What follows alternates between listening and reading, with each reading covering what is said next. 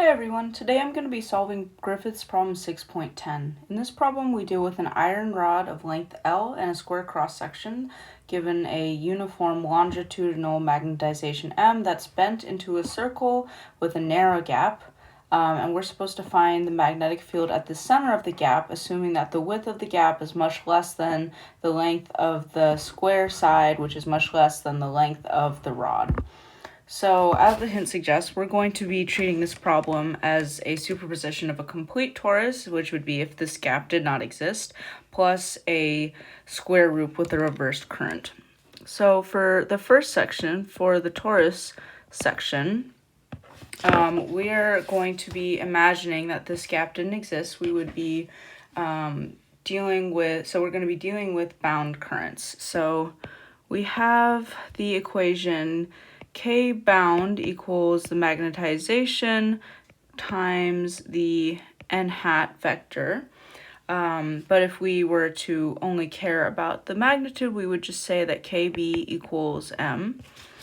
And then in order to find the magnetic field from this, we're going to be using Ampere's law, B dot dl equals mu naught I enclosed, where our I enclosed is equal to K times L. This is assuming that our L is constant. So we can say that BL equals mu naught times KL.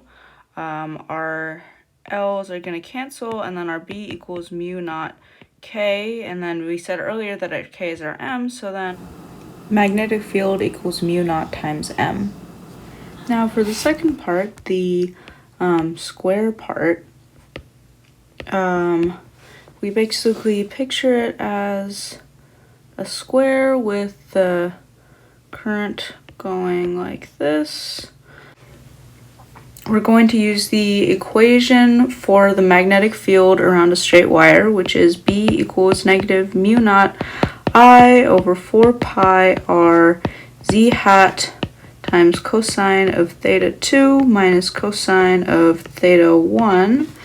Now in this case, our theta 1 and our theta 2, I'm going to draw them right here. This is going to be our theta 1. This is going to be our theta 2. And because this is a square, our theta 1 equals pi over 4, and our theta 2 equals 3 pi over 4, or negative pi over 4, depending on how you want to look at it. Now our r here is going to be a over 2, and our I is going to be m times w.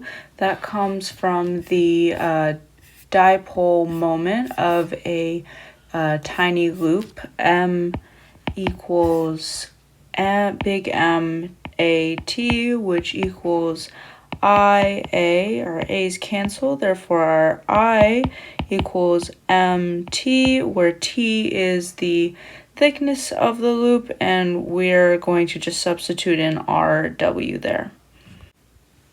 So now plugging all that in, we get that B is equal to mu naught MW over 4 pi A over 2 times root 2 times 4, because you've got 4 sides of the square.